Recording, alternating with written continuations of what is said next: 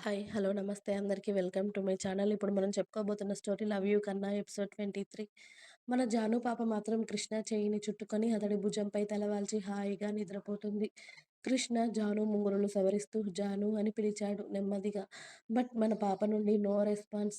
'ఓయ్ జాను లేవే' అని ఈసారి చెంప మీద తడతాడు. అంటుందే కానీ లేవడం లేదు జాను. ఇది లేచేలాగా లేదుగా అనుకుంటూ 'జాను జాను' అంటూ కొంచెం గట్టిగా పిలుస్తాడు కృష్ణ. 'హా కన్నా' అని అప్పుడు కళ్ళు తెరుస్తుంది. ఇంటికి వచ్చేసామే. ఓహ్! అవునా సరే నేనింటికి వెళ్తాను అని కారు దిగుతుంది కళ్ళు నులుముకుంటూ. ఓయ్! ఇలా రా నేనింటి వరకు వస్తా పద అని జానుని తీసుకొని వాళ్ళ ఇంటికి వెళ్తాడు కృష్ణ. వాళ్ళ ఇంటి ముందు ఆగగానే ఇటు చూడు అని జాను మొహాన్ని అతడి వైపుకు తిప్పుకొని మీ అమ్మతో దిష్టి తీయించుకొని ఫ్రెష్ అయి పడుకో సరేనా? అన్నాడు. అలాగే అంది జాను.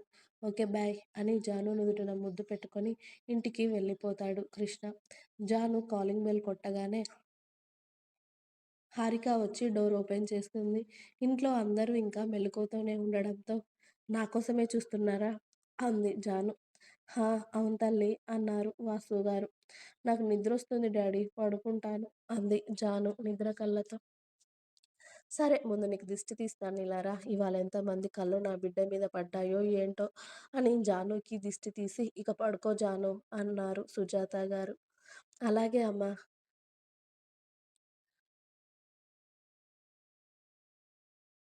డాడీ, అన్నయ్య, వదిన గుడ్ నైట్ అని తన రూమ్‌కి వెళ్ళి ఫ్రెష్ అయ్యి నైట్ సూట్ వేసుకొని కృష్ణకి గుడ్ నైట్ కన్నా అని మెసేజ్ చేసి ఇక హాయిగా నిద్రపోతుంది. అలా కిషోర్ అతడి పెళ్లి హడావిడిలో ఉంటే హరీష్, శివ కేఫ్‌లో బిజీగా, మన కృష్ణ బాబు అతడి కార్‌కి అతడు డ్రైవర్‌గా వెళ్తూ బిజీ. ఓ రోజు ఉదయాన్నే లేచి చీర కట్టుకొని చక్కగా రెడీ అయ్యి హాల్లోకి వచ్చింది జాను. జాను కోసమే వెయిట్ చేస్తూ ఉన్న అందరూ ఒక్కసారిగా హ్యాపీ బర్త్‌డే జాను అని అరిచారు. జాను హ్యాపీ స్మైల్‌తో థ్యాంక్ యూ అనుకుంటూ వెళ్ళి ముందుగా వాళ్ళ అమ్మా నాన్న ఆశీర్వాదం తీసుకుంది. చల్లగా ఉండు తల్లి అని వాళ్ళు దీవించి ఓ 50,000 కట్ట జాను చేతిలో పెట్టి నీకు నచ్చింది కొనుక్కో తల్లి అన్నారు వాసుగారు. థ్యాంక్ యూ డాడీ అని ప్రవీణ్ హారిక దగ్గరికి కూడా వెళ్ళి ఆశీర్వాదం తీసుకుంటుంది.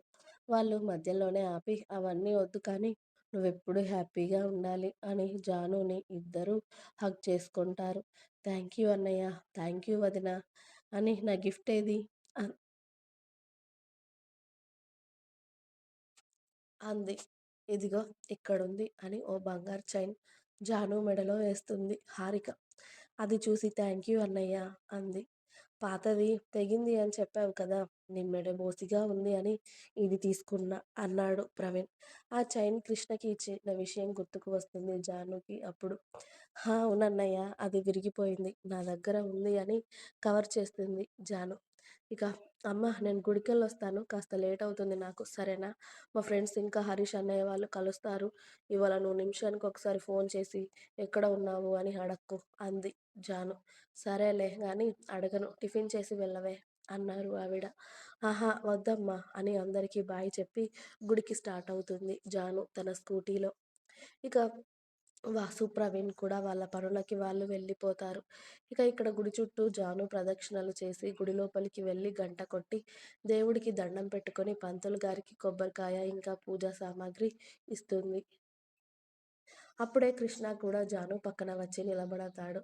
అమ్మాయి ఎవరి పేరు మీద అర్చన చేయమంటారు అని అడిగారు పంతులు. జాహ్నవి ఇవాళ తన పుట్టినరోజు పంతులు గారు అన్నాడు కృష్ణ. కృష్ణ పేరు మీద కూడా పంతులు గారు అని చెప్తుంది జాను. అలాగే తల్లి అని ఆయన పూజ చేసి కొబ్బరికాయ కొట్టి జాహ్నవి కృష్ణ పేరు మీద అర్చన చేసి హారతి ఇచ్చి ఇద్దరిని కళ్యాణ ప్రాప్తిరస్తు అని దీవిస్తారు. ఆ మాటకి ఇద్దరు సంతోషంగా నవ్వుకుంటూ ఒకరి మొహం ఒకరు చూసుకొని హారతి కళ్ళకి అద్దుకొని కాసేపు గుడిలోనే కూర్చొని బయటకి వస్తారు. బయట చోటు ఉండేసరికి హాయ్ వదినమ్మ హ్యాపీ బర్త్డే అని చెప్తాడు. థ్యాంక్ యూ చోటు అని నవ్వుతుంది జాను. చోటు నువ్వు ఆ స్కూటీ తీసుకువెళ్ళు అని జాను పద అని కారు వైపు నడుస్తాడు కృష్ణ. విషెస్ కూడా చెప్పట్లేదు దొంగ సచ్చినోడు అని కృష్ణని తిట్టుకుంటూ వెళ్ళి కారులో కూర్చుంటుంది జాను. ఏంటే మొహం అలా పెట్టావు గిఫ్ట్ ఇవ్వలేదు అనా? ఇస్తానుండవే అని అతడి పాకెట్‌లో ఉన్న గోల్డ్ చైన్ తీసి జాను మెడలో వేశాడు కృష్ణ. రేయ్! ఇది నాదే కదరా! హా! నీదే. దీన్ని గిఫ్ట్ అంటారా? మరి ఏ అనరా కన్నా? అరే! ఇప్పుడు అవసరం ఉండే తీసుకున్నాను. మళ్ళీ నీది నీకిచ్చేశాను కదా! ఇంకేంటి? నువ్వివ్వకపోయినా నేనేమీ అడగనురా! సరే పద అని కార్‌ని ఒక షోరూమ్ దగ్గర ఆపాడు కృష్ణ. జాను కారు దిగాక అక్కడే ఉన్నారు హరీష్, శివ ఇంకా కిషోర్. వాళ్ళు ముగ్గురు జానుని చూసి హ్యాపీ బర్త్‌డే జానుగా అని చెప్పారు ఆమె దగ్గరికి వచ్చి.